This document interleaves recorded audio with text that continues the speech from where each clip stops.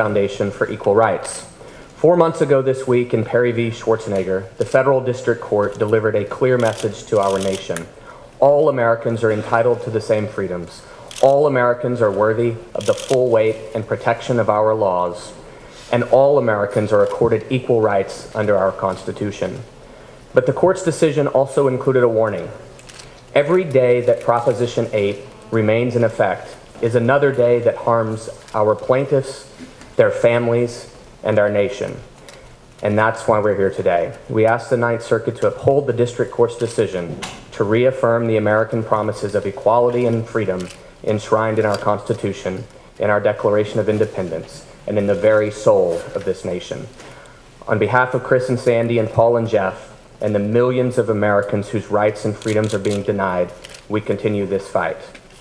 I would also like to introduce now the two men leading this fight, two of the best and brightest legal minds of our time, who recognize that our fundamental rights transcend politics, Ted Olson and David Boies. Also joining us here on stage are the City Attorney Dennis Herrera and the Chief Deputy Terry Stewart.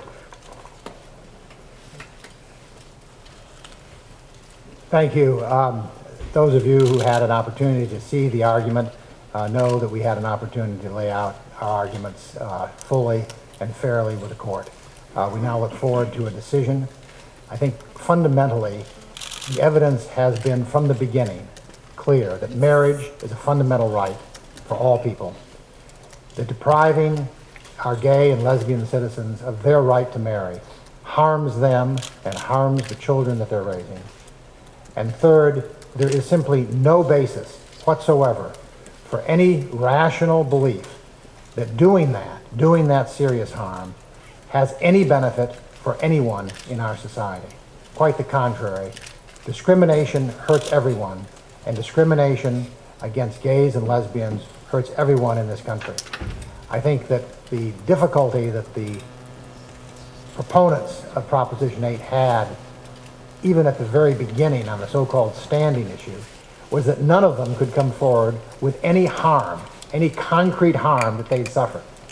To have standing to invoke federal court jurisdiction, which they're trying to do, they've got to have been harmed, and they couldn't come up with any harm at all.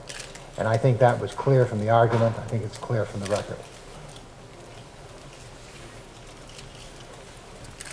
It is a thrill to be in this great building. This is a wonderful courthouse. It's been here a long time. And we are very, very grateful on behalf of the plaintiffs that we've represented and for all the people in California, 1.5 million people or so, that they stand in the shoes of, that they represent.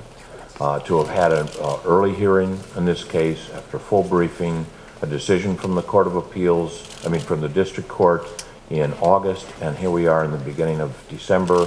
We've had a full hearing before this wonderful Court of Appeals.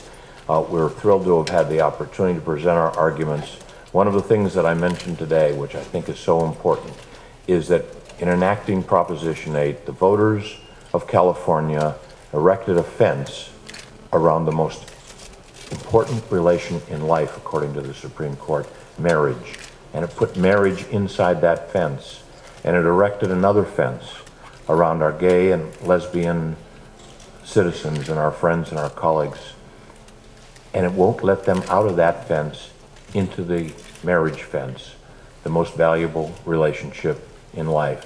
Not only that, but by being inside that fence, and that fence is engraved in the state constitution, Proposition 8 tells to every citizen in the state of California, young or old, that those people are different, and they may be treated differently, and the rights available to all other citizens may be withheld from them because of who they are.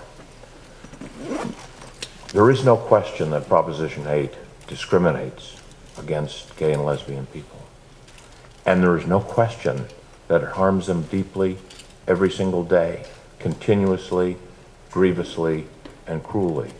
The only question left then is what possible justification could Californians have for doing that? What good reason exists?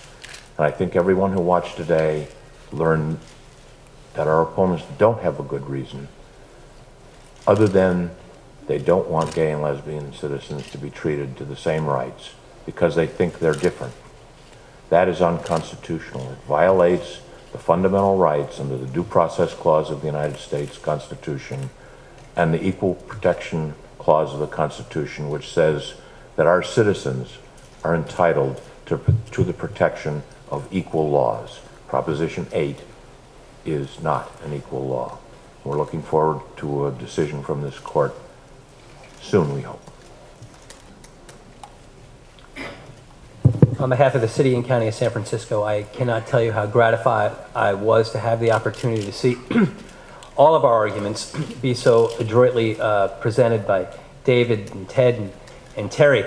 Having been in this battle for 6 years now, through the state court system, in the federal district court, and now before the Court of Appeal, it's really not a surprise to me at all to echo David's sentiment that our opponents have had no argument as to the harm that would be visited on the general population by allowing gays and lesbians the fundamental right to marry. We've been waiting for that argument for 6 years, and it is of such importance that I can't emphasize enough how important it is to have the city and county stand alongside the brave plaintiffs who brought this case in the federal system in the first place. It is imperative that our citizens understand that their government will stand by them and fight for equal protection under the law for all of our citizens. And if you look at the arguments that were made today, they have echoed what we have been saying all along and what Judge Walker found in the district court trial, that everybody is entitled to the right to marry. It is a fundamental right. There is absolutely no reason whatsoever to discriminate against our LGBT brethren here in the state of California or anywhere in this country. And we look forward to getting a speedy decision from the Ninth Circuit. I think the arguments were presented forcefully in a well thought out way and just built upon the great work that was done by the entire team in the trial court, where our opponents came up with virtually no evidence to support their view that Prop 8 should stand. So we look forward to a speedy result and moving forward.